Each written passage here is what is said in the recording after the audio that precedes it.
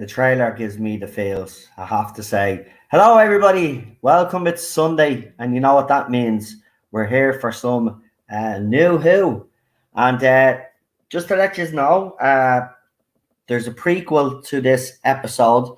So it's A Good Man Goes to War. So there's a prequel. It's at the episode 7 prequel, season 6, Matt Smith.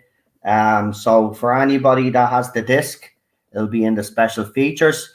For anybody that doesn't have the disc, it'll be on, as far as I know, most of the prequels are actually on YouTube.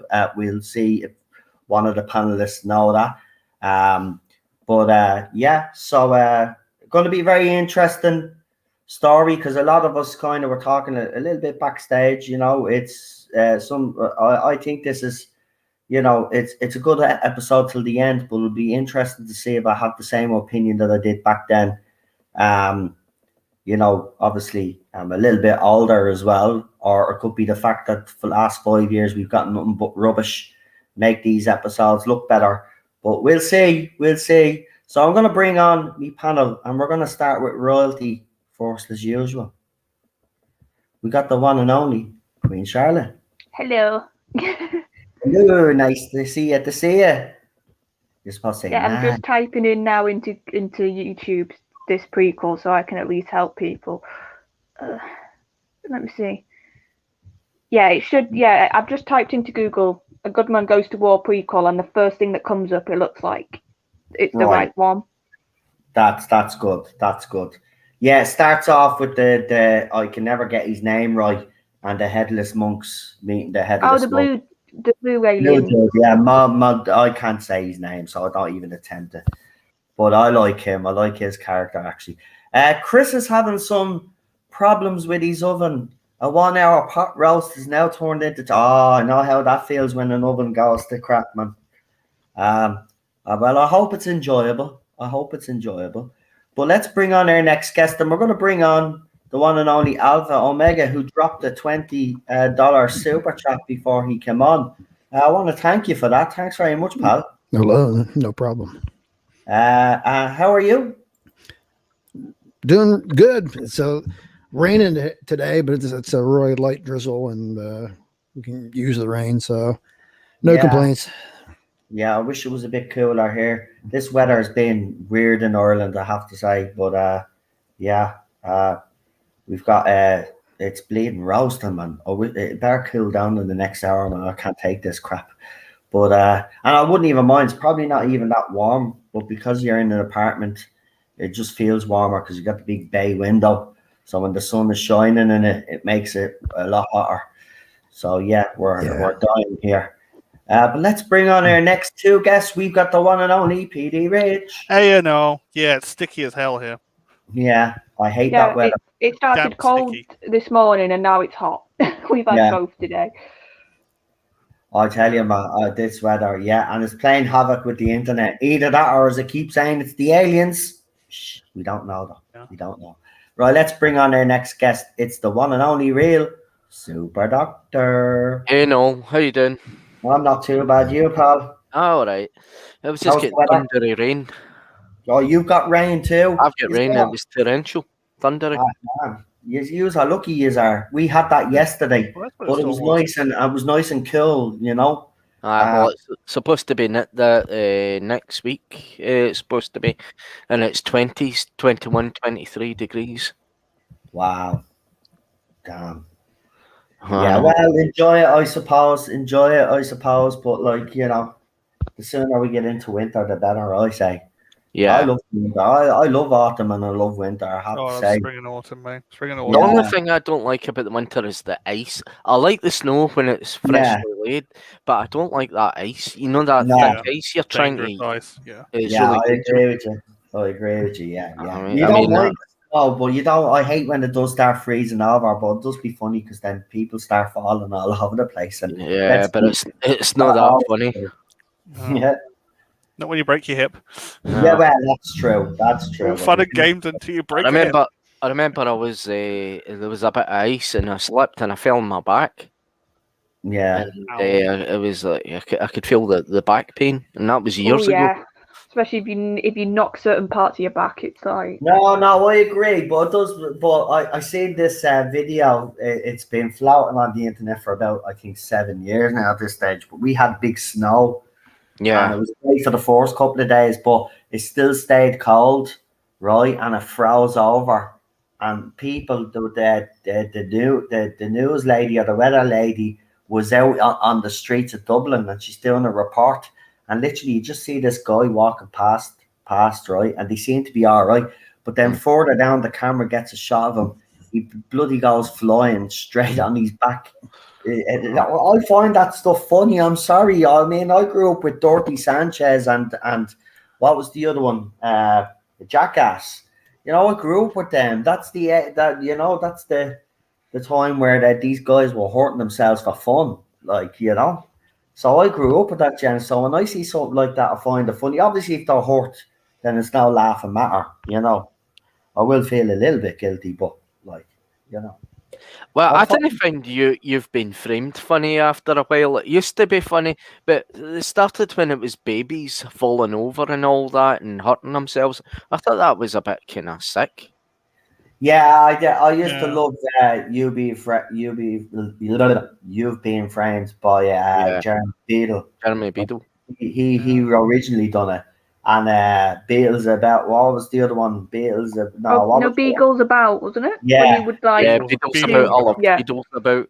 Yeah, that one was brilliant as well. See, that's when it was Beatles good. money as well. Yeah, television every Saturday night. Fella to take over You Being Framed. It did. It went to trash. Yeah. Went down the hill with when Lisa Riley took over. Yeah. No offense to Lisa Riley, but There was something really weird. I never knew Jeremy Beadle had a wee small hand. No, I never saw that. For years, until I found it out on the internet that he had a wee small kind of hand. Wow. A deformed hand, yeah. Dad's got a deformed hand as well. I never, maybe that's why he had his hand in his pocket most of the time. Probably, yeah. If there was a bit of a difference between them. Yeah. Maybe that's why, because he used to have his hands in his pockets quite a lot. Do you remember, and holding the mic in the other hand? Yeah. Oh man, I have to go back and watch that again. I watched Gladiators as well. Grew up with that. Oh man, we grew up with TV. Gladiators, yeah. Jesus I find that weird. I thought that was kind of, the Mandela effect playing a trick. What? With what? But Jeremy Beadle's hand, because throughout the years we watched Jeremy Beadle and we never saw anything like that. I don't know, man. He was very good at hiding it. Jeremy was. Yeah. Yeah, he could be. Yeah. Ah, man, they were the good old days. Right, but listen, we could talk and reminisce. Actually, we should do a stream on that one night. You know, comedy in general, Gladiators, and all the game shows. Yeah. Great ones. So maybe Happy Families on BBC, Gladiators on TV. A little bit after this week or after next week when me and John do Critters, and then we're gonna continue our Titanic stuff. Yeah. But then Wednesdays will be freed up and Thursdays. But I've already got something planned which I'm keeping to myself right now. But we're gonna have to hopefully. I'll get confirmation tonight, actually. Oh. Well, it's a dead on cert if I'm honest. But I'm going to have two very special guests with me on Thursday, and I think everybody will enjoy this stream. We're going to be talking a little bit about the Orville, what we think may happen, and our hopes, obviously. And we're going to be talking about Ghostbusters Afterlife as well. After the two trailers, we're going to get the opinion of the guests, and we're going to talk about Ghostbusters Afterlife. And I'm pretty sure there'll be other topics of conversation as well. So look out for that. But if you could all do me a favor now, we're watching the prequel first. So if you could all press 1 in the chat, and we will get ready to go on that prequel, and then we'll do the countdown for that, and then when we go to watch the episode, the Queen will do the countdown again. So, so if you can press 1 in the chat, I'm pretty sure the panel already has it ready to go.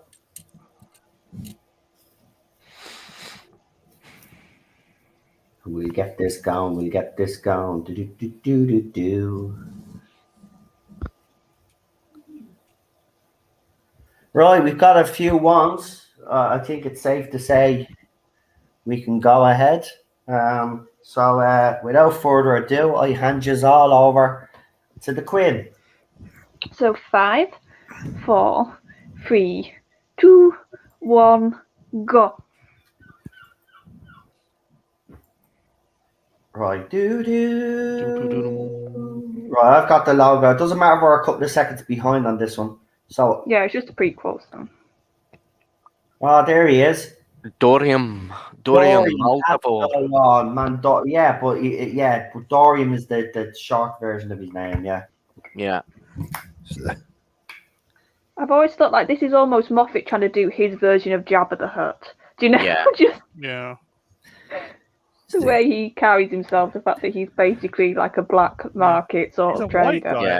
Actually, I did like White him, guy. but I love the part. Do you remember when his head is in the box in the Yeah. episode where the Doctor visits him, where Moffat does the kind of Crystal Skulls rip off, Yeah. and then he goes Doctor Who, and he keeps Yeah. just repeating that. That was Yeah. brilliant. I like him. The Yeah. unknown member of the Blue Man Yeah. group. The one who was a bit too big to go on stage. Yeah, the rejected cousin. Yeah. Oh, I mean, I didn't meet him, but I saw him at a convention once. He was a white guy, with really long hair. I'm like, what? I thought you were bald in it. God help him if you make him You on Saturday, 4th of June, in the mid-series finale. A good man goes to war. Tell you what, Moffat And that was actually good. See how Moffat though, right? Because let's be honest, his era He's is very starting to small. innovate, yeah. But Yeah. look how he was able to generate hype for Yeah. his stories, like with these little things and his trailers. and the titles. I think Moffat Yeah. had some brilliant episode titles. They did. They Yeah. did. I'm telling you, man. You know what? You know, a lot of people say you don't know what you got until they're gone. Yeah, Moffat was flawed, right? But if you look Yeah. at Series, I think Series 10 he got it right. I would have loved him to stay on for another season with Peter Capaldi. Yeah. To be honest, because then that meant we would have got Whittaker. But I think he did get it right in the end. Series 10, he got it right. Yeah, there's still a bit of politic in it, but that was kind of forced upon him. We all know that. That was forced upon him. But look at his writing in that. If you put all that aside, right, the agenda, and you actually watch that story by story, right, it's actually very good. I've been rewatching Series 10, and it is very, very good. There's not one bad episode. They're all very good. Every single one of them. And you know me, I don't really give Moffat praise. You're But right. I've been watching Series 10, and I tell you, Peter Capaldi's performance is absolutely fantastic. But Stephen Moffat's writing and his team, the writing is a lot better than we'd gotten. And, Yeah. and the thing about it is as well, though, the things that he done made sense this time. Like he explained everything, which was good because he always left certain things unanswered. Obviously, the other fella leaves them all unanswered, but that's a different story altogether. But I'm telling you, I'm picking up Series 10 because I think it's underrated. I think people should give it a second chance. Will do in a year's time. Claire Mackey, she's absolutely brilliant in it. She's absolutely brilliant in it. There's a scene in Thin Ice with her and the Doctor where When she's asking him how many people have you Yeah. killed or let my die. God, that scene is just brilliant. I was like, whoa, nobody has really kind of put the Doctor on the spot like that, Like they kind of all have asked him many stuff, but he's always been able to divert, but not with Bill Potts. And then later on in the episode, then she repeats the line that the Doctor said to her, and then she gives him a look, and they're okay again. the acting in Thin Ice is superb. And I even got a bit of satisfaction when the doctor knocked the racist out. I'm sorry, Yeah. but Yeah. I know people hated that because, why are you bringing racism into it? But I'm sorry, that's what there was racism back then. Yeah, but from my memory, it was the way that character was written. It was a little bit caricature I know villain. the character was he was over the top, right? But when he knocked him out, when the doctor gives the speech to Bill, basically say be the better person, and then when he gives out to Bill Potts, then the doctor just takes a look at him and knocks him out, and then Bill looks at him and basically says what she says, what about what you said, and he's like, well. And it's just I'm Something telling just you, pissed me off. seriously, boys, give Sirius then another chance. That's what I would say. But we'll it's up get to it eventually. But we're going to get there eventually, actually. Yeah. Oh, yeah, you'll have no choice because we'd be doing Peter Capaldi. And I actually like Peter Capaldi's era. Yeah, it's a good era. Didn't like the first season, but the second and third I liked. So we'll see. Right, let's get into this then, because we're here for a good man goes to war anyway. But that was some reveal. That's what I mean. Moffat was good at this, but let's get into it. So if everybody's in the chat is ready, you know what to do. Give us those ones so we can get going. And I'm pretty sure we'll be discussing while we're watching, because there's plenty to talk about in this story. So. And look, besides Let's Kill Hitler, I'm in the episode selection menu button there, right? So we got A Good Man Goes to War. Then we have Let's Kill Hitler, right? But if you scrape that episode out, right, then you have Night Terrors and The Girl Who Waited. I mean, they're great episodes. They're great episodes. These two episodes in particular, he killed the momentum, though, he did, with this mid-season finale. I don't know what the hell he was thinking or what was behind that, but that was a poor decision. And I think that was the start of many poor decisions then. See, I make no bones about it. We all know that BBC start messing up around this time. This is when it started to go wrong. We're under no illusion. It's just the fact that it's gone so bad now is what we're all shocked about. But I see ones, Quinn. So if you want to get a go before I keep boring everybody. So 5, 4, 3, 2, 1, go. Right, here we go. Previously, right, so it's a previously. Yeah. Right, but don't worry about that. Do the previously. I remember I was intrigued to find out who the Hatch woman was. Yeah. And of course, we were all interested who the little girl was. And on Twitter back then, Francis Barber, who plays Madame Kevorian, was interacting with the fans. And, you know, back then it was like a kind of togetherness. I'm going to ask you the question here, actually. If the kid had turned out, say, to be the master, right? Yeah. Would you have had a problem with that? Back then would have been interesting, actually. Yeah, it would have been interesting. I think I just wanted it to be either something from like the classic that we hadn't seen yet, and that was why it was such a big reveal who River was, or something more interesting than what we got.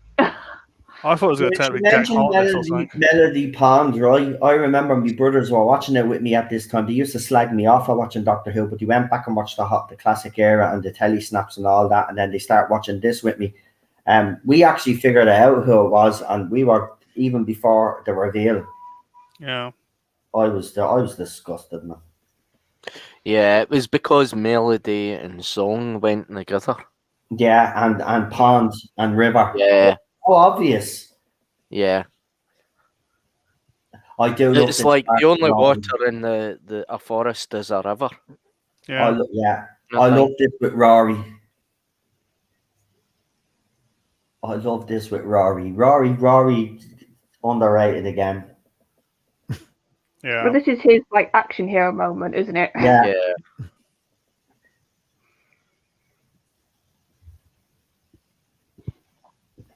See, that's the gas thing. The baby wasn't even real.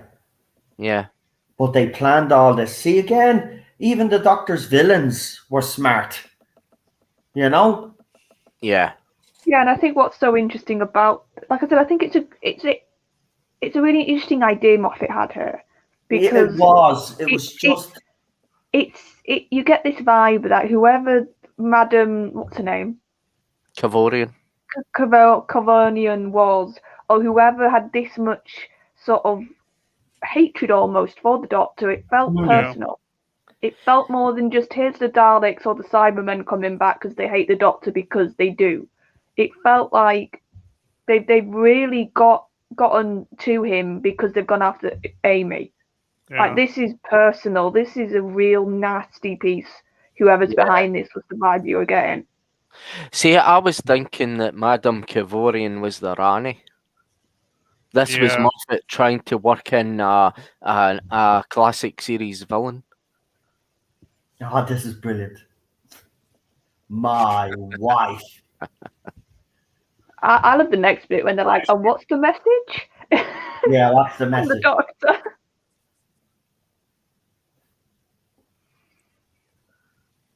I love when the ships start blowing up in the background. Yeah. Man, that CGI still looks great. I don't care what anybody says. Yeah. There's the Doctor's message. There's the Holy Doctor shit. basically showing See? off. That's the Doctor, man. Yeah. No, but that's how you do it. So I'm getting. I like the upbeat titles with the TARDIS coming out and the TARDIS sound in it as well. Yeah, I love the way it's Yeah. getting hit by the lightning too. Yeah. Yeah, this title seat has grown on me. I still don't like the DW crap. That. I like But the I TARDIS understand- sound. But I could understand why he did it, because he was trying. It was to appeal to the Americans as well now at this stage. Yeah. Yeah, and you've got to think that's quite a simple sort of thing to put on any merchandise. It's a nice, simple logo. Yeah. Don't blame us. Oh, you just get blamed for everything, mate. Hmm. But it's all good. It's all good. You do some good too. Thank you. Yeah. Well, you have kept the world from breaking into World War III, but you are doing a good Yeah. job of trying to make it happen now. But I suppose. And All it was this also for a interesting Reverend how- Sister. Now, see, here's the thing, and I'm going to bring this interesting question up again, right? Yeah. This couple here, the blokes, right? They're in a relationship. Yeah. He was giving out about it back then. No, but I'm not. Maybe because of what we've got now, I'm not gonna lie. I did cringe a bit because it reminded me a bit of the sort of on the noseness we get now with just like Yeah. how it's done. It's like, oh, who are you guys? Oh, we're the gay Yeah. ones. And I it's mean, just a it was like that in the Waters of Stereotypical, Mars that's as why. well, and that Yeah. was written by Russell T Davies. Yeah. And the two grannies and or was it Gridlock. two sisters and Gridlock. Yeah, but Yeah. that didn't feel too in your face. Yeah. Oh, we watched that a while ago, and I didn't cringe at them. No, Yeah, I agree if you it's- did. Like, yeah. you were a sweet old couple, but you believed it. I Yeah. think it's a believable factor. It's if it's isn't too it? Well, stereotypical or too in your face, it gets cringe. Yeah, like the Yeah. way, like, here you go, I'm the thin one, this is my husband. Don't you have names? Like, it reminded me a bit of the current era, a tiny bit. Yeah, it does. Yeah. And I don't know if this is like, if he got told he had to do this, or this was like his own idea, but it comes across a bit. Try hard. Yeah. Not good at giving things up. Well, you got to give it with your head, mate. I mean, Doctor Who was never like that in the past. I mean, you look at the classic series; they tell the story. I mean, they get into the story and the situation. They don't dwell upon trivial things like that. You know, and that's what makes a story a good story. If you don't dwell on things like that and you actually tell a story, Yeah. and that's why I like the classic series, because it is storytelling. Well, you're about to become a headless monk, mate. So you literally only lasted how many minutes? That's what I mean. Don't lose your head. Yeah, but back there, you make a great point though. But back then, it wasn't everywhere. No, Yeah. that's probably the like this difference. happened Yeah. in Doctor Who. Yeah, while some people like yourself may have cringed and stuff like that, it wasn't Yeah. made a big deal of. People moved on very quickly from it. Oh, Yeah. What did you think was going to happen? Seriously, like you decided to join the Headless Monks. The clue is in the Yeah. name, mate. Headless Monks. Well, yeah, but they sort of like at the beginning they were saying like you're not allowed to look at them or do anything. Yeah. So Oh, 1880. Yay! First appearance of Madame Vastra. Well, here she is. she's actually all right in this episode. It's later on she does my head in. This Oh, guy. It's the agenda pushing with Madame Vastra and that, and them being married and that. And Yeah, but I didn't mind that though. I don't know why everybody has a problem with them. I thought her, Jenny, and Strax made a Put the great. sword on the rack the wrong way around. I would have watched the spin-off of them Oh, in yeah. the 1800s, right? In Scotland Yard, going toward to help solve cases. That would have been a great spin-off, right? Yeah. Doesn't matter whether they're together or not. I know they say it a couple of times, but they're establishing that they're a couple, and I understand that. yeah, Like, if they're To going to be be a fair, couple, to be they're fair, going to behave like a couple. I mean, which means there's going to be intimacy, whether people like it or not. You know, No, they're- you know what I think it was? I think it was just at that point I wasn't gelling with the comedy Yay, Moffat was trying to Strax. do. yeah. I think it was more that with them, to be All right. honest. Well, I do agree with you. Sometimes Strax was he was just there, and it was a bit stupid. But I loved when he was. It did get a bit silly with Strax. Strax. Here he is. He's good in this episode, though. I do like Strax in this one. Yeah, but he's a nurse. Oh, Like this is a military, a warrior race, and he's a nurse. Yeah. But we didn't mind. Yeah. Some people Well, no. didn't. Yeah, but here's the thing: like that's not got any connotations. It's just if you think about his race, that would Yeah. be yeah, a slight. Yeah. That would be a punishment, wouldn't it? Yeah. yeah, This Strax. It would be a punishment, you're right. So it makes sense. See, we were all sensible back then. yeah. There, It's he the says it greatest there, Sharp. punishment. You're right. He said it there, right there, man. It's the greatest punishment for Santaran. It's based, like I said, they're warrior race, so they're just because he was. So I'm guessing he was part of the clone with the David Tennant story, Yeah. and that's why he got punished because he was part of that batch. You'll get some rest. The same place from the Doctor from the David Tennant era. Oh, and the jibe about Stevie Wonder. I mean, that was a bit, you know. Yeah, but River sort of like. Here's the thing, though, with River, half the time you don't know if she's even being truthful a little bit. She could have just made that bit up. But the fact that she's in prison for something that she basically didn't do because she killed the Tesseract. Yeah. Like, I mean, I'm saying nothing. Yeah, it's very, very cringy and very, very. Oh, So Mary But I Poppins. do love Rory's reaction here when she says that she can't be called. Yeah, but as soon as like you can see her reaction here, it's like, "Hello, Rory," and obviously now we know why she's acting like this. Yeah. But Alex plays it brilliantly. Like you can tell she's yeah, trying to not show that. Oh God, this is my dad. oh, jeez. Oldest as band. Stevie Wonder. Oh, But hold on, if you went to the Great Last Frost, right, with River, mhm. right, well, then there was two versions of him there because that's Yeah. where he brings Bill Potts. Yeah. yeah. So it must be the Peter Capaldi version. He must, yeah. Oh, It must be after. Yeah.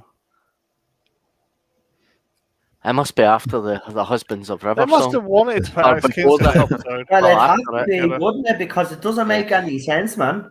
Yeah. 'Cause Her she- entire timeline with He brings her to the Doesn't Great make any Last, sense. Yeah. and the creatures underneath the River Thames, like so. Yeah. if Her you brought timeline more with the yeah, doctor there- messed with my Frost head there, for a wasn't while. it? Yeah. Oh, this is Yeah, where she's look at Alex now. Like this, like I said, when she's given this sort of material, she's so good. Yeah. Yeah. yeah. There's no doubt that this episode in the Moffat series had a great cast to it Yeah. and good acting. Yeah. Like you can see how scared she is. Yeah. So you're starting to think Thin Ice was actually meant for season 9 to have River Song in? And this is what lacks in the likes of series 11, 12 and the specials. Good acting. This is where he finds Yeah. out who I am. She's Yeah, I better know. in this than when she's saying, "Oh, what are you trying to think? Don't do that." Yeah, he didn't chart River Song, did he? He really didn't chart her. No, I think he had like the main concept of River, which is Just I'm used gonna it, yeah. actually have somebody meet the Doctor out of time, which is a really good idea. Because Yeah. you do think surely a time traveler, it would be odd if you met them chronologically. That was a cracking idea. It's just like I said, I think by the end he just ran away a bit with his own idea Yeah. and didn't know quite when to stop it. Yeah. He should have charted her out fully. Took me a while to try to figure things out with her with the reverse time thing with meeting the doctors and stuff. And Yeah. I mean, everything about this episode is superior, but the writing's a wee bit kind of mediocre. Everything, the acting and everything, the costumes and everything. you know, this is quality Doctor Who, Yeah. even Yeah. though Well, it's it's not the really up to scale. scratch, but I think it's that's the other thing. much that better we've than got. anything series 11 or 12 Yeah, could but put it's like, together. Yeah. like, look at this. This is I know it's a mid-season finale, so it's going to be a bit of a big not a big budget, but a big sort of Yeah. episode. But it Yeah. feels so big naturally. Yeah. Yeah, the Yeah. dialogue in this is absolutely fantastic between these two. Seriously. Yeah. keep waiting for her to turn into a polymorph. Yeah. Yeah. Zoom over everybody's head. No, I know it. Freddy was in Red Dwarf. She was one of the polymorph doubles. Yeah, he's want to run because he's about to run. And, Oh, Colonel, you're going to have a right rude awakening soon. I love this though because he thinks he's got away. Yeah. Case.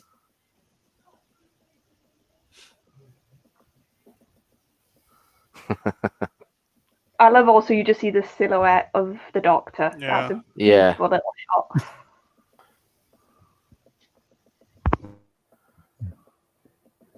This intro, the Doctor's intro in this introduction into this episode is Yeah. brilliant.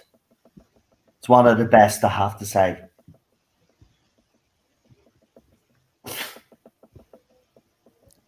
What is he? A man. Yeah. A man called Jeff. Yeah, and that was the theme of, I think Moffat, that was a good theme of his, if you look at Peter and Matt, like he would give the Doctor these grandiose sort of descriptions, but he always sort of took it down to, but he's just a man. Or like Peter said, I'm just an idiot with a box. Yeah. Like he understood that you can have the pomp, you can have the sort of look at all the Doctor's done, but you can't let that become too much of an influence. You have to always remember he's just a traveller who just happens to run into these problems. It is the oncoming storm. Well, you certainly see a bit of that in Matt in this episode. Yeah. Yeah. Poor Amy gets a rough deal.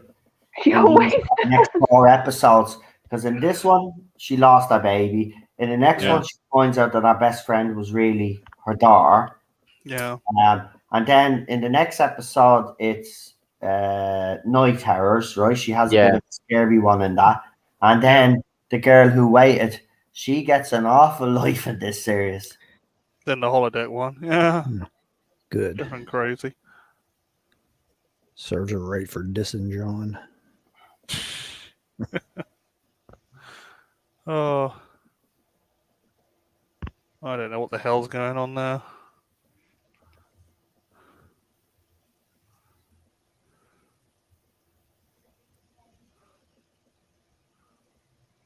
And also, I love the little Amy's theme in the background.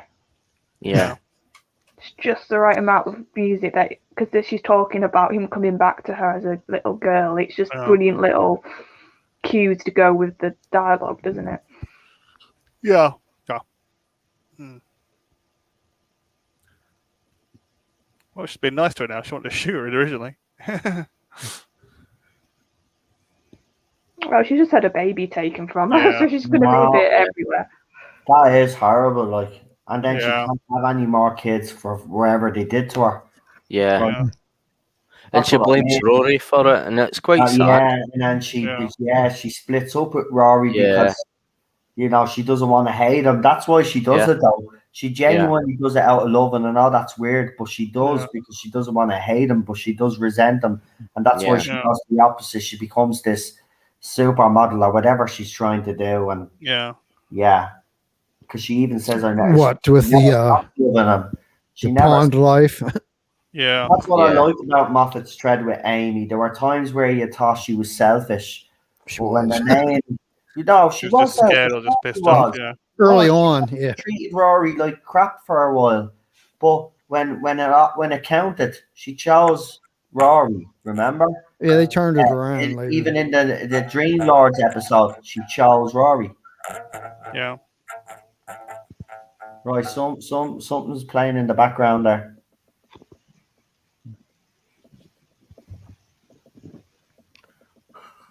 Oh, look at them.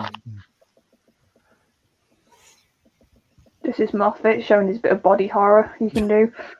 Yeah. Just tie it off; it'll be okay. The chin. Look at them all.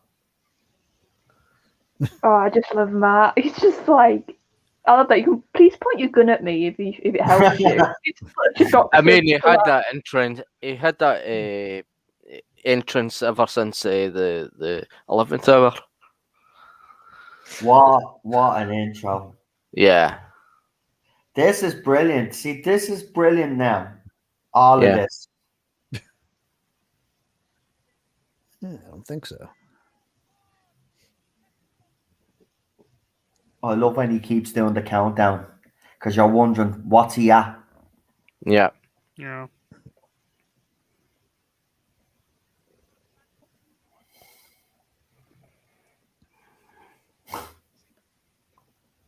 Yeah, he's playing with them now. This is a doctor playing. He's like, I'm the smartest person in the room. You guys can't touch me.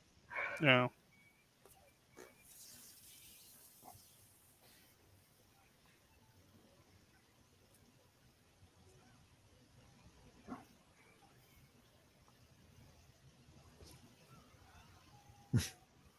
Oh.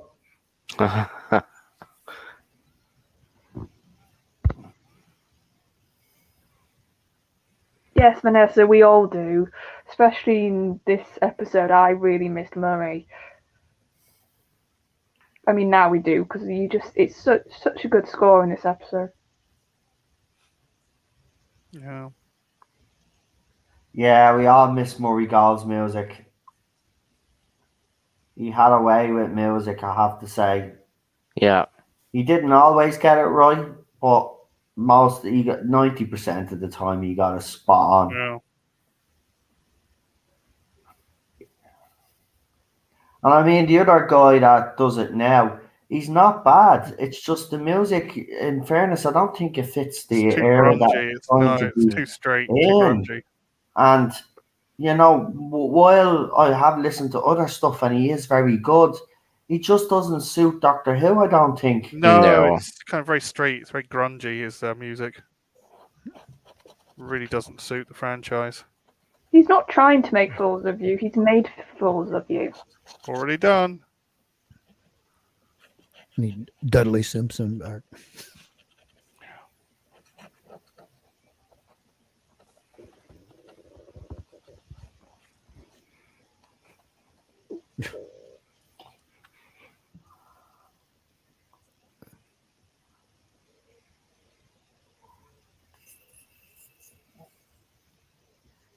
He is very good.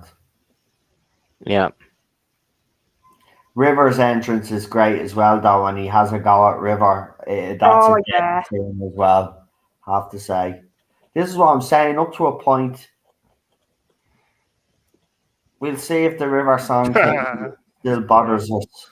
Oh, he's a screwed now. Yeah, but here's a question, and I maybe I'm being a bit picky. How on earth did he get the Cybermen and the Silurians to like work with him? Yeah. Well, they said that they all owe the Doctor a debt for something. So Every probably, Silurian and every Cyberman. Yeah. probably did. He probably saved the Cybermen or something out of a void or something. I don't know. The Danny Boy bit's a bit weird. Oh, but at least that's explained. We know where they come from. No, but I did like this because it does link back to the other, and It's I a bit did senseless, like but that. it's good.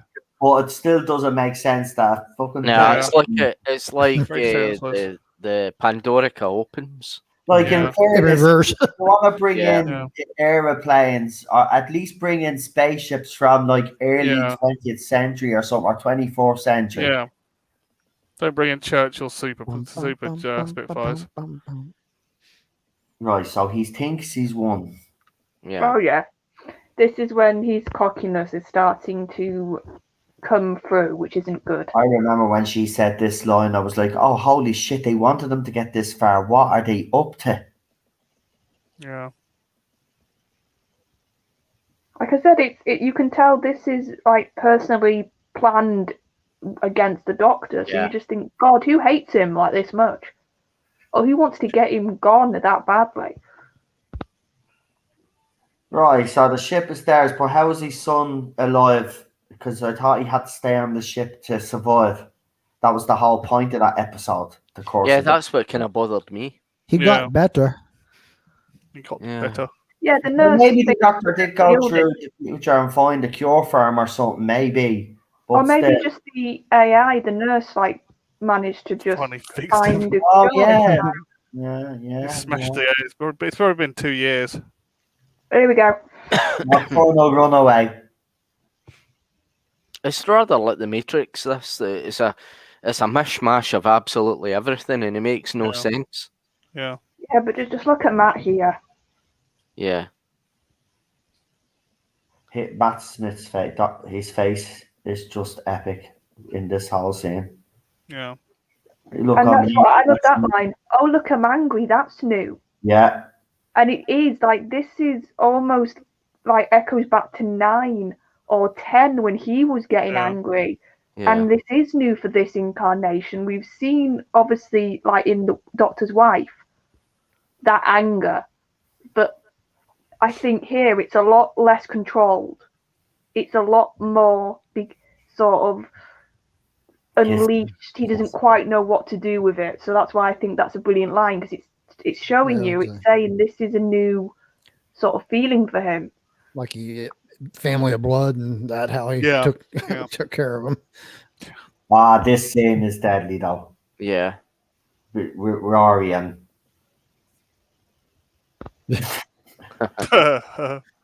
like a giant extending toothbrush. It looks like something else. Toothbrush or something like that. This scene, the music and all, Murray is just Moffat brilliant at doing scenes like this, man. Also, like Karen, you can sense her. No wonder she's a Hollywood star now. She deserves it. She actually deserves it. And it's a pity the child isn't real, but this is a good scene. With the Amy music coming in. The first episode's music, 11th hour.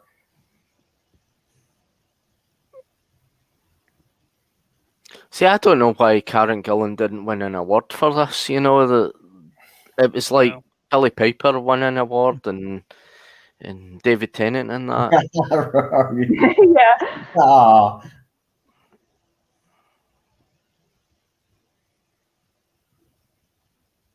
Oh God.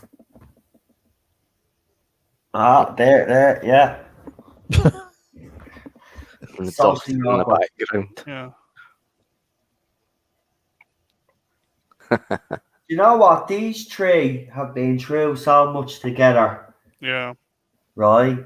I actually do miss this TARDIS thing. It actually makes me No, I'm think gonna marry your baby. how good we had it. Yeah. And I did like the scene where the Doctor went into the TARDIS and got out the cot. Yeah.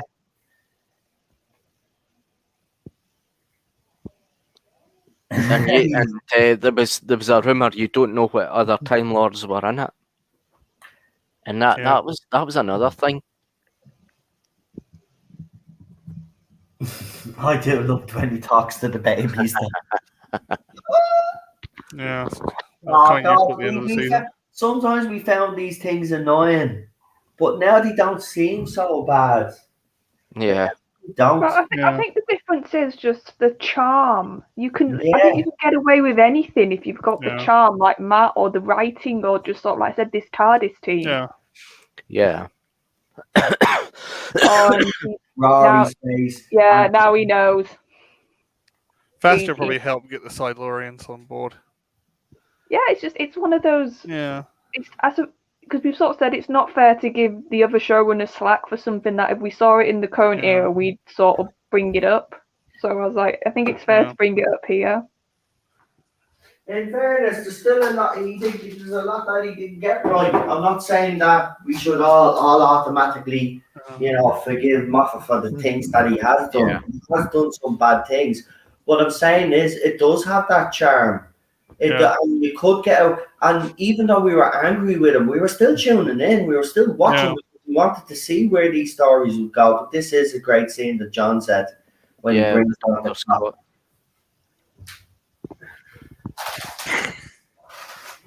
Sherlock. I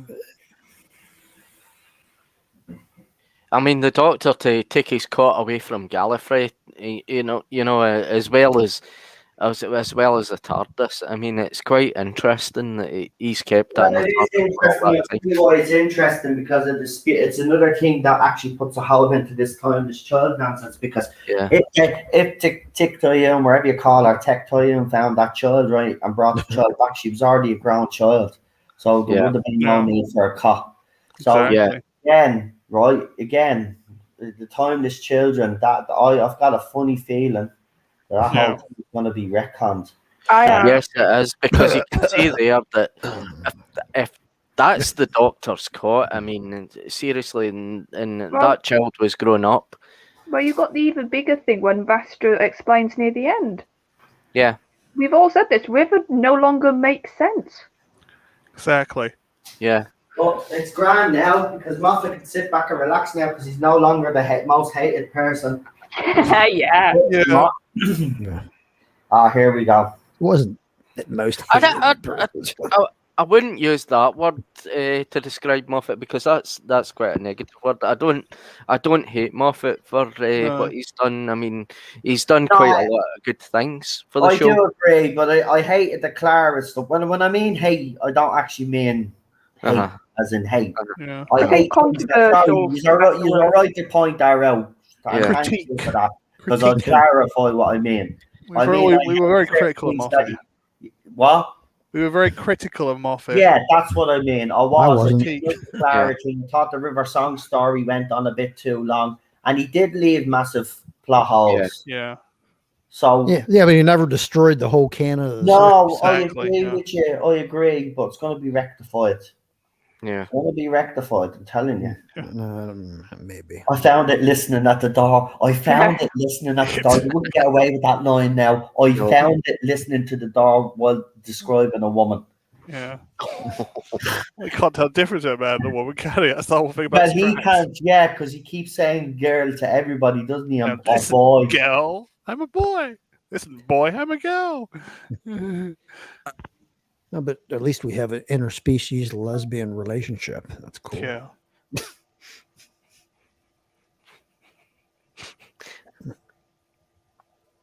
Yeah, his face is just he sells it with his facial expressions every time. Yeah. And the eyes as well. And let's be honest, he's a weird looking face. You need a weird looking face. Yeah, that's the thing for Doctor Who. I mean, Doctor Who was like that. I mean, you look at all of the Doctors. They're not exactly they're not exactly what a woman describes as a man. They kind of look weird and Well, I think that David Tennant was probably a favorite of. yeah. No, here we go. I just love that previous little thing when she's like, he's a warrior. Yeah. And like Amy's like, what are you going on about? He's not a warrior.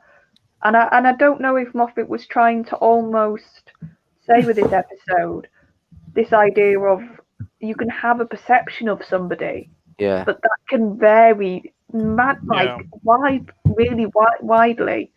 And he's sort of saying because the Doctor's now been around for so long, he's got multiple almost interpretations in the universe of him. So one race that might seem as a protector to another. When did they have sex in the TARDIS, basically?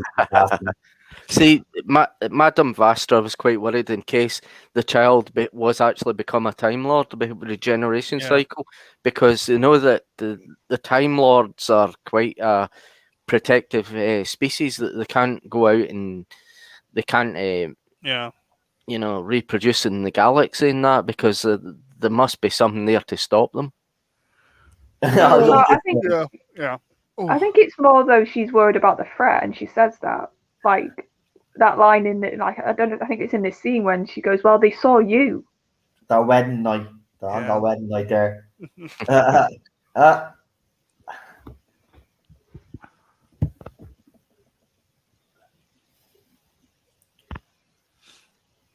Oh, good.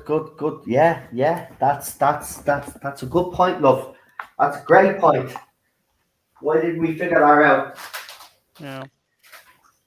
And there was something else interesting about that cut. It had the Doctor's name in it, and it was in Gallifreyan symbols. I bet they translate as John Smith. Yeah. Or I am Ian Foreman. Right? Doesn't matter what these newer fans say, right? The timeless children will be sorted out. Right? Yeah. It'll go back to Hartnell being the first Doctor, born on Gallifrey, so we don't have to worry. I think that's what the Doctor's translation in a human name would be, is John Smith. Something that's just as basic as that. Every common man. Like generic. Yeah. Because wasn't Moffat saying that I am Foreman is actually his real name? No, that was just the name of the owners who owned the junkyard. I thought it was Phi or Theta Sigma. Oh, here we go. Here's the scene now where he's thinking back on everything now. Oh, this is devastating. Yeah, and you can see Matt's face when he clicks. And he knows that what's coming for him. Hit the scene here which says a weapon as well. War. Yeah, I think it's a darker. I think you're right. That's why I got a bit sick of RTD in the end. It's a great writer, don't get me wrong. But it's got a little bit sick. It gets you. Cultishness of him. I love that line. Yeah. And then his face, he starts getting angry after this. Oh, there's the TARDIS. Oh, he's our effect. Yeah.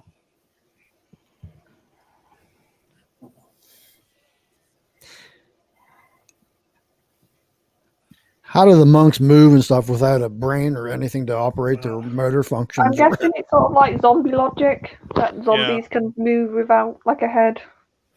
I mean, the Doctor's always forgetting to put the hostile action displacement system in the TARDIS. That setting. Yeah. Heads. We love the music. Have you ever heard the Headless Monks tune by Murray Gold?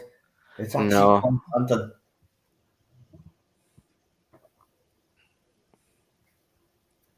Not a long while now. You see, they didn't release these tunes on CD. They were supposed to. They done it. But there's one and two. YouTube channel. I forget the name that I'm subscribed to it. They put all the unreleased stuff and the released stuff on the YouTube channel. Yeah, we never got the rock version of the Who theme. So they have all of that on it. That's where I was able to find Yeah. the Series 3 one that wasn't on the Yeah. CD, the upbeat one, I Am Gallifrey or something. Yeah. Never got the, was it, Series 7.5 intro. Ah, this was sad. Well, no, because he's an idiot. He shouldn't have gone up to them. Yeah. The other ones are sad coming up, not this one. Yeah. Miss Dorian. Oh, when he becomes headless. Dorian Gray. Right.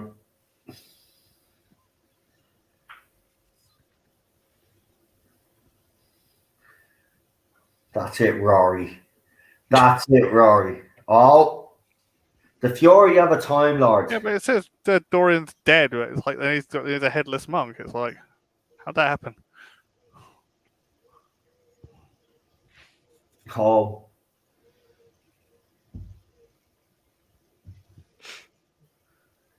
Oh. And then he figures it. Yeah. Yeah, he figured it. Oh, no. And her face here when this happens. This is devastating, man. Yeah. It hits you the feels this. And there's River now. Yeah. Poor dog pound. That is just, see, Moffat, this is what he's good at. Yeah, Yeah. anything prose, I think, with Moffat, he really does shine. If it's just like a little bit of text that's not like dialogue based, he Yeah. always does well.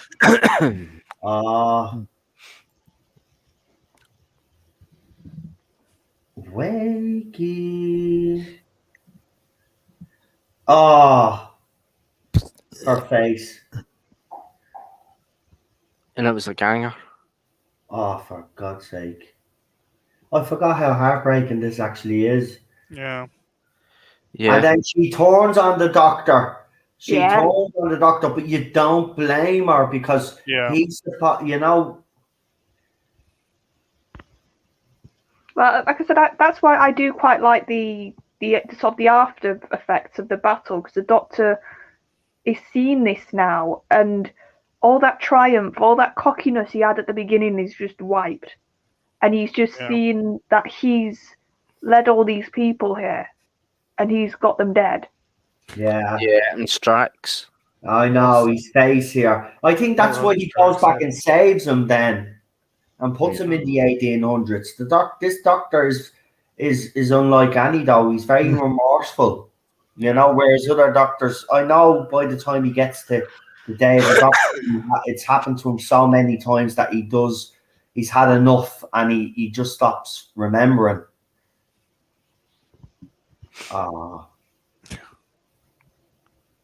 He doesn't die though. It's a flesh wound, and he's taking it too seriously.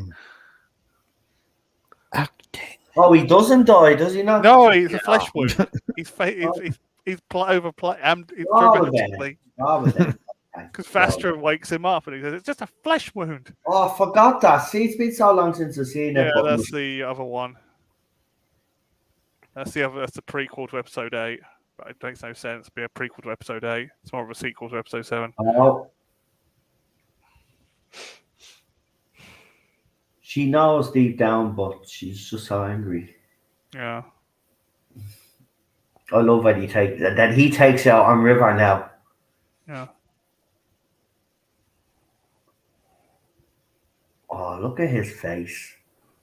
Like I said, now you're seeing just that. It's like for all he's tried in this episode, it's really just gone the worst way possible. Yeah. Like they haven't got a little melody, and he's like I said, he's basically. That's why when Peter in one of my favourite bits in Twice Upon a Time actually is when he looks out on the battlefield, and he just says, "This is my life. Why would I want to carry on? Why can't I just stop?" And I just think if you look at that scene and then track back to all the all the battles the Doctor's fought and lost, and you can just see it just build up and build up and build up until you get to that bit in Twice. Yeah. And I think Yeah. Moffat was really good at that, like, because I do think every incarnation has to have a bit of a knock-on effect. Obviously, each Doctor's their own person, but you need to be able to understand this Doctor came after that one. And I think and you can see that this Doctor is always overtaken by emotion, like unlike any other Doctor. Yeah. Which is quite interesting because you can see that there's a human side to this Doctor, an emotional side, that he cares for all the people in the universe, and whatever's happening, he doesn't like it. There it is. There's the same. Yeah. Oh. Is this the ending you hate so much? No, but I love this argument.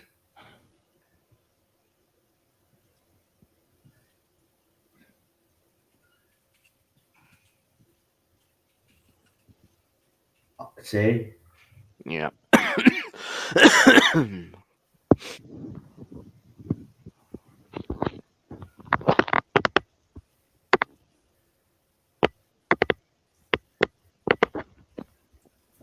It's when he wakes up and smells the coffee.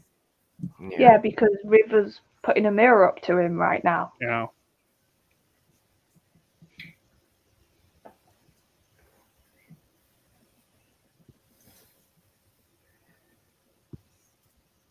The music now by Murray makes this scene. Yeah. I think this dialogue, it's just... She actually, you just have to watch that Penguin video where they show her all these our best scenes, and she even actually says it that Stephen Moffat just gave her the best lines. Oh God, yeah.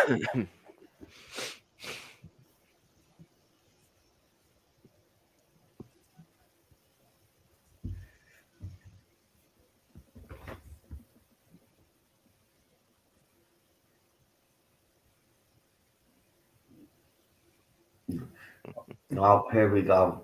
Here's the reveal now. Will I feel the same? Let's see. His face, though. Look at that face. I remember I was shocked when I saw this. Oh.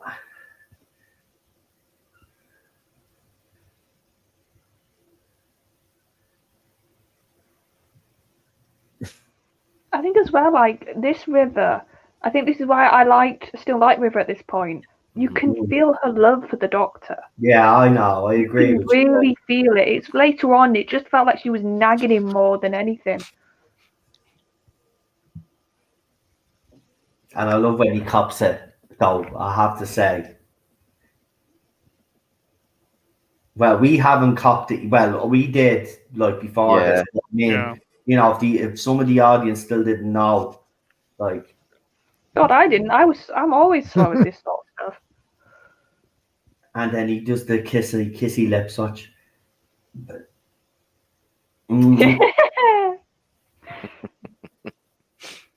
Oh, and then he looks at his mother and father. And then he rubbing his hands. He's like, God, I've caused so many issues.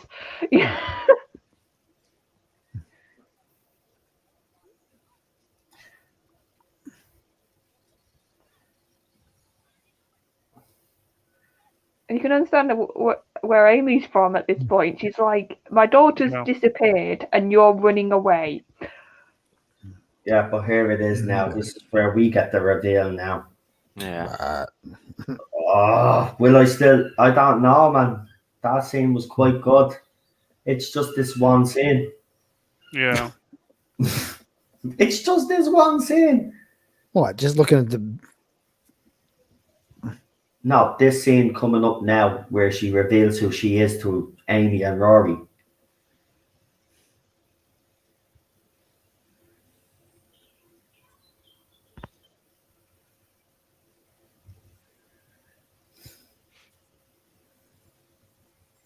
Yeah, but she's saying here that it's Gallifreyan, so it can't translate, but she's trying to get her to read it. So wouldn't that cot have Melody's name on it? Not the Doctor's name. Doctor's cut. But why then was she before then saying, "Oh, it's not translated. Have another look"?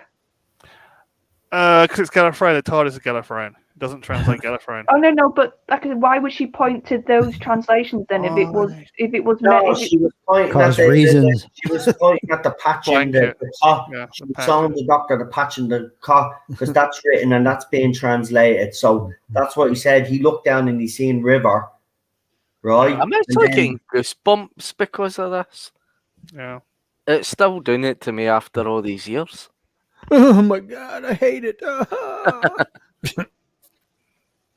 But you're so Okay. old. Wow. The doctor will be back in Let's Kill I'll Hitler be back. Autumn 20. Let's put Hitler in a cupboard and walk away. But Well- guys still aren't cool. Well, we're gonna find out off the panel has that scene, obviously. Don't get your hopes up for the next Doctor Who show when our ball strikes just drop. Yes. All right. Anyway, let's get into it. Let's get into it. So we'll start with you, Charlotte. What were your thoughts on the episode this weekend? I really love all the character things. Like I said, I think this is a really interesting Doctor episode because this is probably the most this Doctor's been pushed, and you see sort of how he reacts to that, and it's sort of this idea of him calling in favors and sort of getting this force together, and sort of seeing how almost if the Doctor wanted to, how much power could the Doctor have? And how like scary could he be? And I think that's almost what Moffat was trying to play with a bit. And then of course you see that anger, and I do think it's a very different. Like I said, we've seen bits of the dark side of Matt before in this Doctor, but like I've always said, it's always been quite quiet and sort of more sort of not sneaky, but sort of, like I said, understated almost anger. Well, this is like a complete and utter outburst. So it's so interesting to see that. And then, of course, you've got the Amy and Rory side with the family dynamic, and just to see how much they're hurting and how much this sort of is, like you said, Amy goes through the ringer here. So does Rory, because he's fighting to get his daughter back. And I think it's nice to have that family dynamic. It was something different at the time as well, because we'd had the romance with Rose and a sort of romance with Martha. So it was a really nice feeling in the companion to have a family, which was completely different.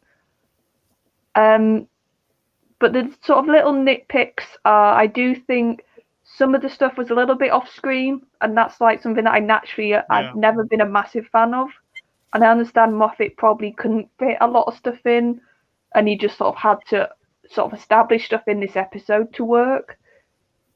So that's a little bit of a nitpick. So I'm probably going to give this probably a 7. No problem. That's a good score. That's a good score. So far in the chat, we got an 8 out of 10 by Lee. We got an 8.5 by Disaster Area. Sadako gives it a 6 out of 10. And still streets ahead of Series 11 and 12, says Lee. We'll go with you next, Alfred. Yeah, I'm gonna be honest. I haven't seen. It's been a while since I've seen this, and I wanted to see if I, remembered it as things as I thought they were. And I liked it at the time. I didn't really have as much a problem with the very end as some people have. I'm still holding the same opinion, I guess, that I generally like this one. I'll give it a 7.5 out of 10. Fantastic. Real super, Doctor. I'm quite surprised by this episode because at first I had kind of mixed feelings about it, but after seeing it tonight, I've kind of changed my mind about it. It's well done. Moffat's not perfect at writing, but this is really good. It's really entertaining, and at the reveal at the end, I mean, I get goosebumps again. 10 years ago when I saw it, I mean, I get goosebumps, and I still get goosebumps. So I would give it an 8 out of 10. it's way better than what we've got now. Fantastic, PD. Yeah, I feel the same way. I give it an 8 out of 10 myself. But yeah, it's one of those episodes that doesn't make much sense if you think about where the Doctor got all his allies from. It's like, how did he get that? Why is that happening? But it's a very fun, very good episode. Very, but it's got a bit of an EastEnders cliffhanger. Which I wasn't very impressed by that cliffhanger. But I just wish that Moffat would have, properly written out River Song's path. I just wish that, really do. I guess he's just helped all these different races all over the years, and now he wants to call in all the markers or something. Yeah. Probably, yeah. Probably. I understand the Silurians, but I just didn't understand why is he getting the Spitfires. Yeah. Yeah. Someone. Yeah, I don't know how we got them there. We lost John. Thunderstorm. He'll probably come back. Right, but I suppose everybody is wondering what anyway. Right, well. Onwards and downwards for next week. Right. You still feel the same. Does the River Song reveal still annoy me? Yes, it does. I have to admit, not as much, but I still think it's ridiculous. I'm not going to back down from that. I do think it is ridiculous, but it didn't annoy me. Actually, it was more. I won't go as far as to say I got goosebumps like John, but it certainly did store a reaction out of me, which was not negative. So that's something. But this episode as a whole is actually a very good episode. I think the pacing is absolutely fantastic. The dialogue between the characters, the separate characters, Dorian and Madam, wherever her name is, fucking Kavarian. I can never get her name. Like Madam Francis. There's all great dialogue between each of the characters. The especially with obviously River Song, Rory, and then when obviously River turns up, the Doctor, you can see the anger in his face. There's just so much going on. Very emotionally charged story. That's what I would say, actually. Can I ask each of you something wait till I give me rating. Wait till I give me rating. Okay. Give me rating now, right? I'm just finished. What you call it? So yeah, me rating. Well, you see, I can't be a hypocrite here, right? Because as I said, overall the episode is actually quite good. I still do have problems that it is River Song that's revealed, but it didn't, as I said, annoy me as it did back then. So I'm going to be generous and give it an 8 out of 10. An 8 out of 10. So, 8 out of 10. I think that's fair, considering I probably would have gave it a 6 or a 5 back in the day. That's more than me. So, Alpha, go ahead. You wanted to ask the panel. Well, this is kind of related, but kind of not. It's off on a tangent a little bit. I was wondering how each of you felt about the Fluffer Nutter gang or the whatever, the Paternoster gang. It was, as my opinion is, it was okay a little bit for a while, but it kind of got on my nerves. I don't like seeing Sontarans made to be like comedy relief or something. My feeling was, I think they worked in Deep Breath because they were there to sort of help Clara, to help the Doctor in when he was being like that regeneration seemed to be even more chaotic than the last one. So I liked them in that. I just felt like by the end it was similar to you. It was sort of the same sort of jokes. That, oh, look at Strax, he's a bit not like a normal Sontaran. And like I said, Madam Vestra? I always get her name wrong. Vestra and Jenny. I like the actresses, and it's not like they gave bad performances. Yeah, I like Jenny, but I just felt. Now we know what you like. Yeah, like I said it before, I think it was the comedy, the way they did the relationship. I think actually I would have liked it if they treated them a bit more seriously as a couple instead of just being a bit of a here's our funny lesbian couple. I don't know. Yeah. It's like slapstick. I Yeah, actually, you sort of slapsticky with them, and I was like, I would have Yeah. preferred if you had them a bit more serious as an actual like. in fairness, though, most of the slapstick I think was with Strax, though. But personally, I actually thought, and I have to disagree with Charlotte and Alpha here. I actually loved the Nominated dynamic for a Hugo between, Award. between them. Yes, I will say one thing. I think the comedy with Strax, I think Moffat did go overboard with it. I think he did want the comedy element and he Yeah. used him as it. But I mean, as for the other two, I actually had no problem with them at all. I can't fault, as you said anyway, good actresses. They did put in good performances, but as I said, none of that stuff annoyed me. They were in a relationship, they were a couple. Of course, they were going to have some moments and stuff like that. I don't think they were necessarily, involved in the slapstick comedy as much. It was more focused on Strax. I mean, for example, where he's having the punch out with the Scottish guy, and then he asks the Scottish guy to hit him with a shovel to knock him out so he can meet up with Vastra and River Song who talk to him. So I think most of the slapstick, for me personally anyway, I think it was with him.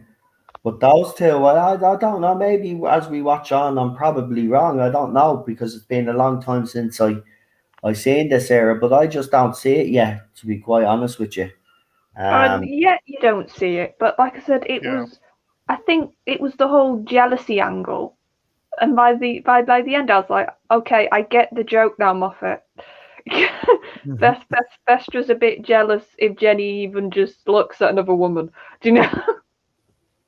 Oh, Yeah, it's a bit flirty, yeah, but I can get. Yeah, that was. I'll admit that there was a lot of that in it. But again, that didn't really bother me back then because it wasn't.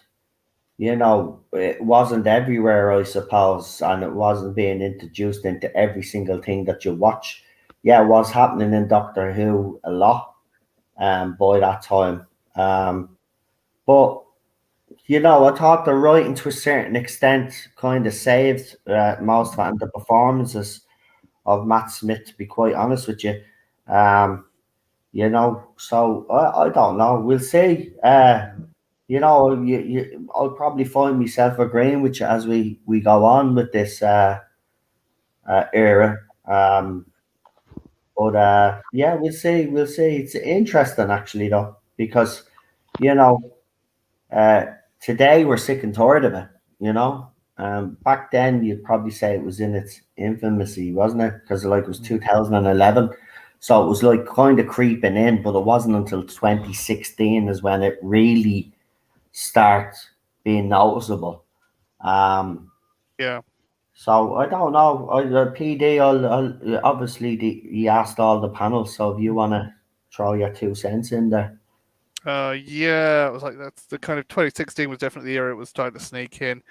I mean, I like the Pat and Ostra gang generally. I mean, I like Strax's sense of humor, but it might not appeal to all. But yeah, I just got a bit cringe when I kept going on. Oh, she's my partner, all the lesbian stuff because it was very cringe lesbianism, if you know what I mean.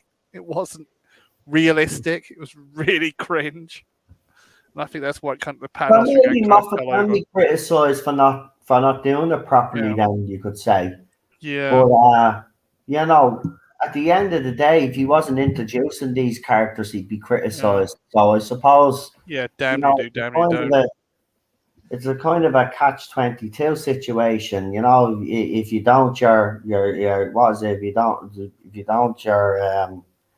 there's a Yeah. saying, Damn you do, damn you don't. damn if you do and damn if you don't sort of attitude. Yes. So again, yeah, look, we all have different opinions on it. I might find myself agreeing with Charlotte down the line when we watch. Maybe I'll notice it now that Yeah. she's kind of highlighted it. That's the thing. Yeah. Maybe I haven't noticed it before, and those things that can happen. Yeah. So yeah, we'll see. I will say one thing. I think we'll all agree. The Clara storyline did me head in, but we won't get into that. 'cause that's Yeah, first. she did my head in season 8. She really did. So we'll get to that Yeah. some other time. I Well, like the problem Claire. with Past Nostra is they suddenly disappeared after season 8. You never saw them again. Yeah. That was it. That was it. Right, well, let's look ahead.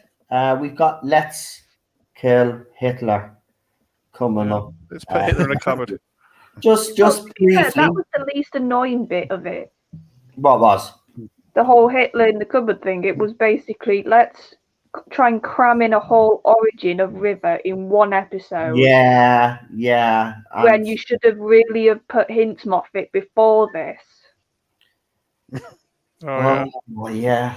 Yeah, you've got a point. Yeah, by the way, the TARDIS sode that I was referring to was the Battle of Demons Run 2 days later. You don't see it until season 7, part 2, though.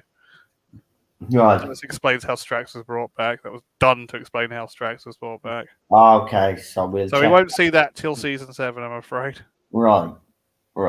I Met Jenny and Straxa Collectomania a few years ago, says Disaster Area. Yeah. That's nice. I like Starkey a lot. That's when everybody was going to conventions and Yeah. the cast were treated like royalty and stars. So a good time to be a Doctor Who fan. It really was.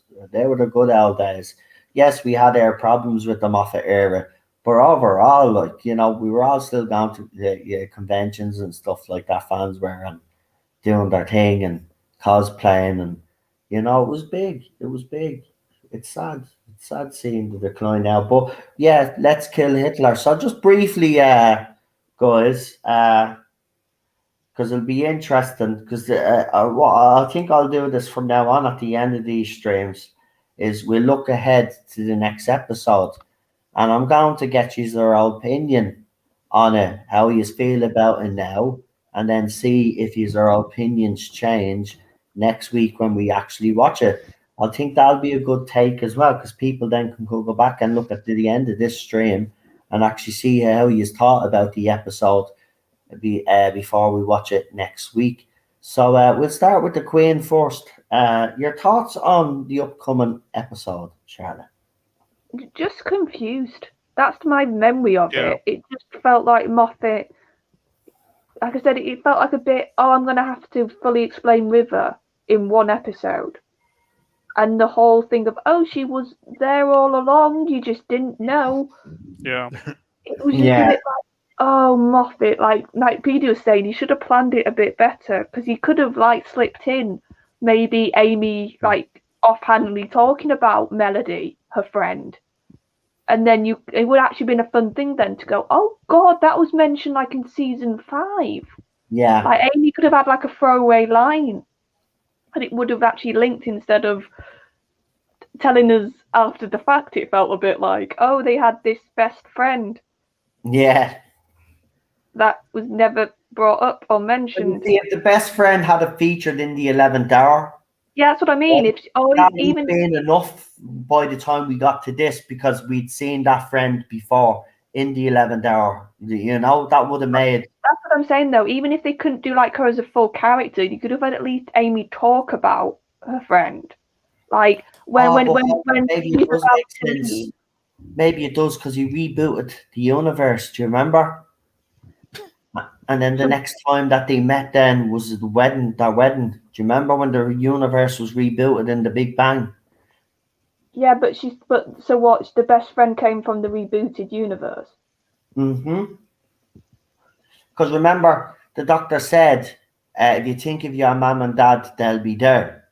So maybe she thought of her. Well, maybe she thought of her daughter, but obviously her best friend, and she's the one that brought her back into the universe. I think you're filling in gaps there for Moffat. Well, there you go. I've come up with a solution, though. Woohoo! You have. You know? No, and it's sort of like I said, I like River when I like Flirty River. I like River when she's confident, but it was a little bit too sort of, oh, I'm a bit crazy now. So I might like it. I might not. I might react better watching it again, but my memories aren't good. Let's put it that way. Right, PD, because you were actually, I think you agree with most of what Charlotte said, or all of it. Is there anything else you'd like to add about next week's? I hate next week's episode, I have to say. It's not my favorite. I just thought it was just rough. It was just scatty. It was the most weirdest episode ever. I was like, why? Why did you even go down that path?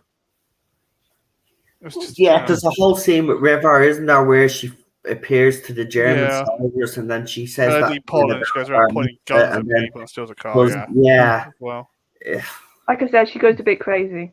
yeah, she does actually go crazy because remember, this is the killer River now. This is the one that wants to actually kill him. So yeah, I'm not a fan of it either. But let's see, Alpha, are you a fan of Let's Kill Hitler? Oh, absolutely. Oh, Nah, just kidding. yeah. It was pretty meh as far as I remember. I did like to see the POC River. Glad to see that they were ahead of their time.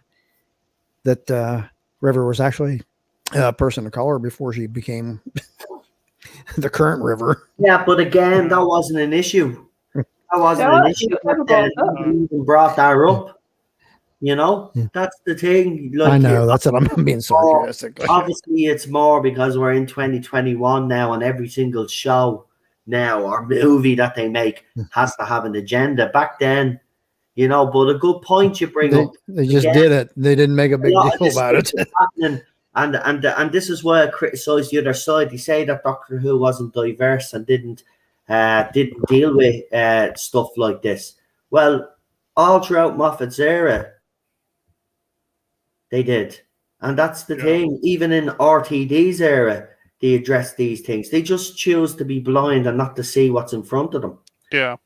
Right? It's just, but So yeah, those I are agree with their everyone on the panel. I think this episode is really bad. But I think after this, the next couple of episodes are not too bad. Yeah. And I forget there what's is, on yeah. the next this. Yeah, I waited. Hold on, where I have the. So I'll tell you what we have next. So obviously we have Let's Kill Hitler. Then we have Night Terrors, The Girl Who Waited, The God Complex, Closing Time, and obviously we'll do the oh well, it's part of the series actually. The Wedding of River Song, and that's the season. So it gets better for a while, and then it ends Yeah, up I didn't with- mind Red River Song. It's weird. I like kind of like the paradox. So yeah, I'm I don't know how I feel about that now. I'll say one thing about the next episode. Although the story is kind of bad, it's kind of a good set piece to give Alex Kingston a free rein to kind of do her thing. No, I Oh, yeah, agree. she was probably loving she choose the scenery like no tomorrow, and she probably loves that. She did. You could tell that she enjoys herself in this episode, and in fairness, you know, it was kind of, you know, it was a natural progression if you think about it. She was bound to get kind of an episode where she was kind of the main focus of it. It was bound to happen at some stage, whether, you know, because we know how our story actually ends. She dies with David Tennant's doctor. That's where she dies. She gets uploaded then, but she's dead, right? But then if the doctor, see, this is where it gets confusing then, because if you think about it logically, but Moffat got the doctor, Matt Smith's doctor, to reboot the universe. So does that mean that those events with David Tennant didn't happen? Well, that was part of his personal timeline, so maybe stuff with his personal timeline stayed. It doesn't change. Yeah. Yeah, that'd be the only explanation for it, I think. But that's a good point there, Charlotte. It's the one thing about Moffat era. We will say it got us all talking, and I suppose we're still talking about it today. And it is fascinating watching back, I have to say. But Matt Smith has really, Karen Gillan and Arthur have really impressed me, I have to say. And you could see the growth and the progression for all three. From where they started, they were quite young, all of them. And then you could see as it goes on, you can see the maturing and he's maturing as the doctor.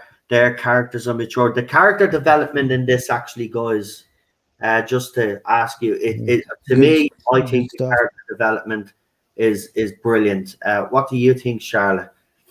Yeah, no, I think this progression, like I said, because I think Moffat purposely wanted to be different from Rose, and different from Martha.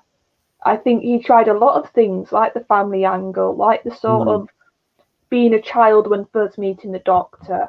Sort of Rory, when he started, he was a bit like Mickey in the fact that he was sort of the tag-along boyfriend. But I like the fact that he developed Rory. He didn't just have him as the sort of tag-along. He gradually got him to be just as sort of important as Amy when it came to the TARDIS setup. It wasn't sort of... And I like how... And this is why I do like the sort of thing of having sometimes a male sort of double act, because you can sort of have that fun rivalry that you did have with Rory and the Doctor, and Rory was jealous. Exactly. Sort of, Mickey. it motivated Rory to be better, whereas with Mickey, he sort of just gave up on Rose. So it was that I really think Rory was almost, maybe Moffat saw the sort of thing that Russell did, and actually I think he improved in that aspect when it comes to Russell's sort of similar character of Mickey. So I really do think, and what I like about Moffat is he doesn't have to have like a big arc to progress his characters. You can just see it naturally a lot. Yeah. Sort of with the actors, just sort of. That's what I really like actually watching back. You can see a lot of Matt, a lot of Karen and Arthur, just sort of naturally adding stuff to their characters, sort of, and showing the wisdom of their characters they've gained throughout the years, and the sort of being a bit more savvy of the world and the sort of adventures. Yeah. PD? Yeah, it's good. As I said, this episode was a good episode, but the characters did evolve. But as I said, the next episode is just it's a load of garbage. I don't know what's going on. Yeah, but the character development overall, Jordan. Yeah, generally. The era, the Stephen Moffat era. I mean, he probably doesn't get the credit that he deserves there. But I mean, if you look at the three main characters, and including River, I know he does try to develop her character. He does try to give her to give her character more of a past and a future and stuff. So I mean, overall, though, you would have to agree that his character development is very good, and in some aspects, I think he's underrated there. Because let's be honest, RTD rightly gets all the plaudits because his character development was amazing. But Moffat, I think, has watching this again, his character development has been absolutely perfect as far as the natural progression of all of the three main characters, including River. Up until this point is actually not too bad, and then he ruins River in the next episode. But But do you just want to add on, Alpha, to that? Do you want to add on to that? No, everything pretty much been covered. Okay, right. So I said the only time I thought the character development went funny is when Series 8 with Clara. I just thought it was like Clara first, Clara first, Clara first. It just didn't work. The problem was Clara was a plot device. Yeah, yes, that was the problem. She was a plot device. Yeah. We will finish up on something. I think we've been rather positive today. But Lee Halford said on Murray Gold. Yeah, let's not forget Murray Gold. I mean, Murray Gold RTD era was fantastic, but I think he did mature under the Moffat era. But then he kind of quickly, near the end, I think needed a rest. To be quite honest with you. I think he burnt out at that stage. Yeah, and a lot of his music was getting repeated. I think he should have handed it to Ben Foster, to tell you the truth, but Ben came to retirement after, just before him. Yeah, but Murray Gold, Murray Gold's music has certainly made some scenes more emotional. Definitely. I think my favorite piece of Murray Gold music is actually in School Reunion, where the kids are on the computers, and he brings that the fucking, what's it called? The song. Oh, it's Strange Creatures. Is it that one? No, it's the one where they're it's the paradigm, the code breaker. But it's called a Paradigm something. The name of the God tune. something? It's the one where they're on the computers and the music comes in and go din, din, din. It has the big beat to it. Google and it, goes people. real fast and it keeps speeding up. That's one of my favorite pieces of music. People will know what I'm talking about. From Actually, the Series 2 soundtrack, it's all in weird orders. I'm kind of crap at naming these Murray Gold soundtracks, but it's the one in School Reunion. There's a couple in School Reunion, but the one that I'm talking about is where the kids are on the computer and they're trying to break the I know the scene. I just can't think of the music. yeah, and the music that's playing in the background. That music, it's and while the bats are walking around, trying to close the school up and stuff. That music that's playing in the background, I forget the name of it. It's called the something paradigm, I think, or something like that. But it's a deadly tune. And then I do like the one out of season 3, the Gallifrey one. That's my favorite. Oh, yeah. Gallifrey. Brilliant. That's why he's the gold standard. So yeah, Murray Gold gets a lot of credit. We do praise Murray Gold quite a lot, but we've never actually just concentrated on Murray Gold or done the stream on Murray Gold. Maybe we will and get the thoughts of everybody. Yeah.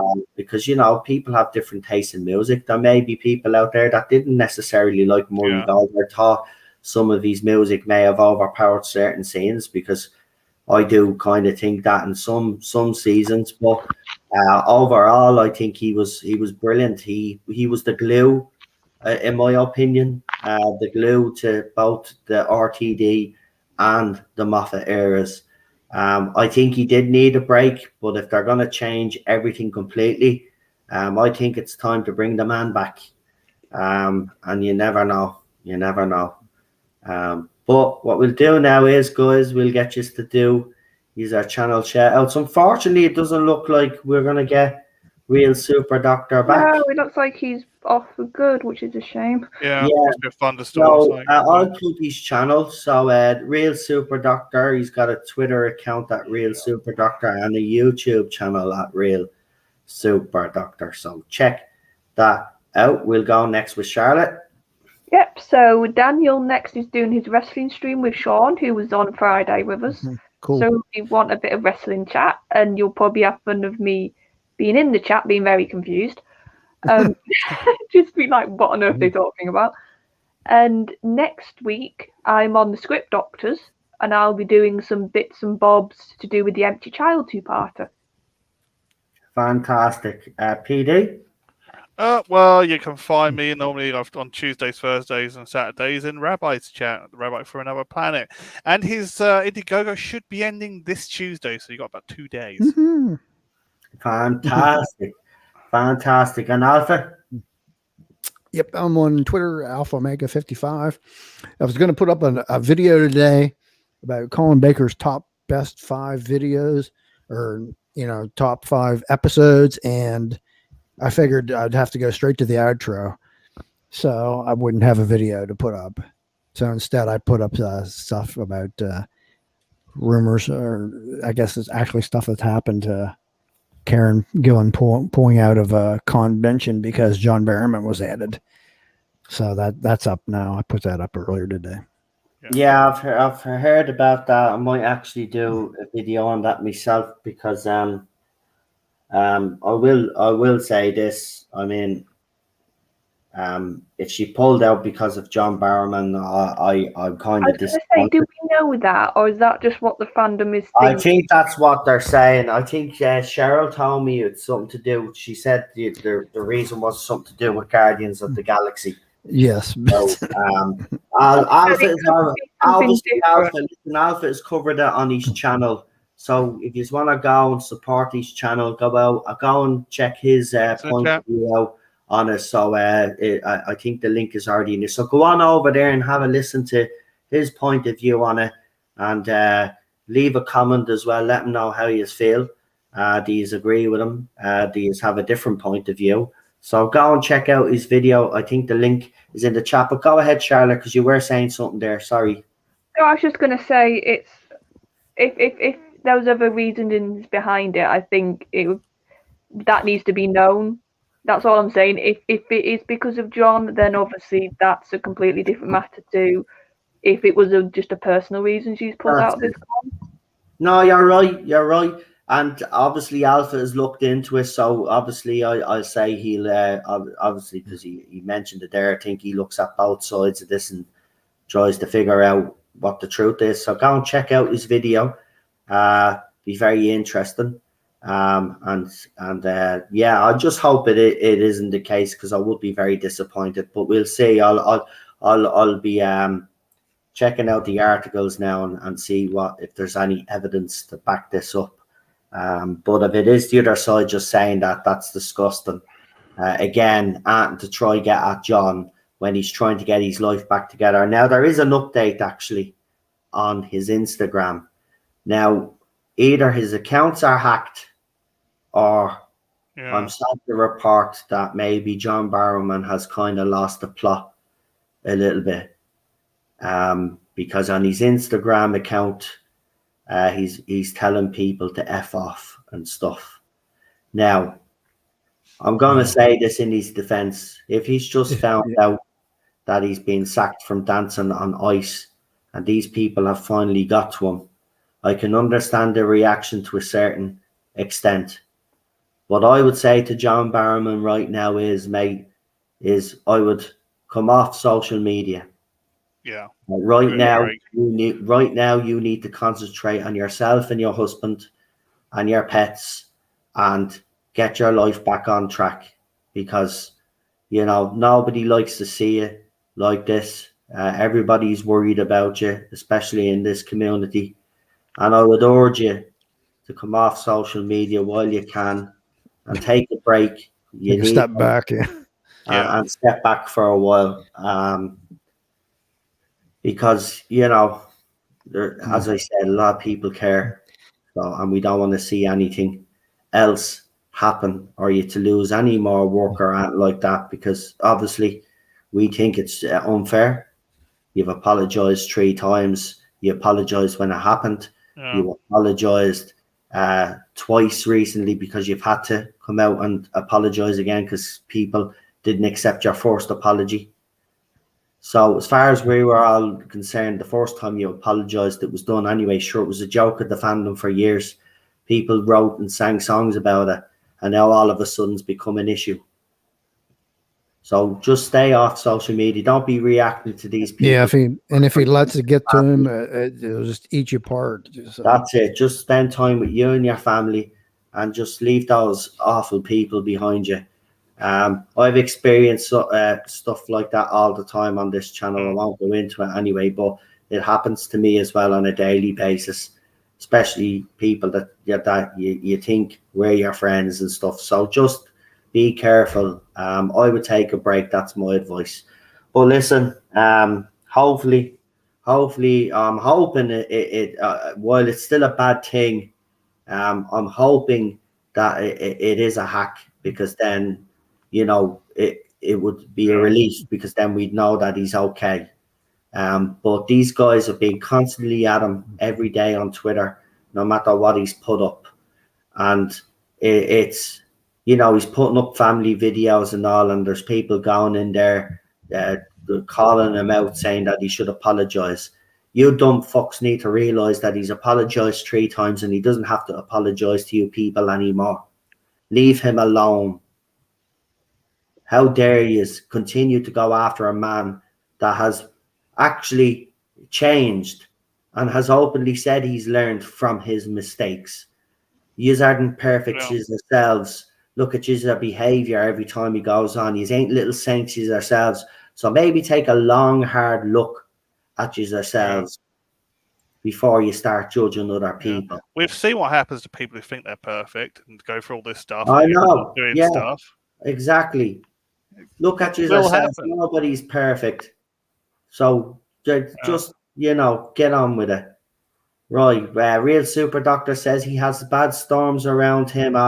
Damn. So let's hope everything is okay. Right. We are going to get Alpha to call out his channel as well. I almost forgot, actually. No, I already, You already done it. Okay. Oh, already, did he? Oh, it's already did. PD. And Chris Yeah. has put up the Oh, links. brilliant. Right. So it must have been PD. Did I forget anybody or did I get everybody? No, it's Chris Thank Persian everybody. needed Alpha's address again, channel address again. Apparently, I was unsubscribed. Yeah. Chris. It's like, what? Okay. What?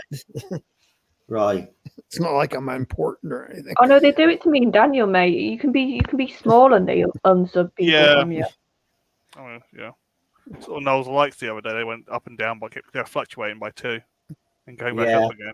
That's It's weird. mad. It's gone back up again. I know. It Yeah, happens they're all applying the this to time. the algorithms. Yeah. Happens all the time. But Mama Susan's algorithms.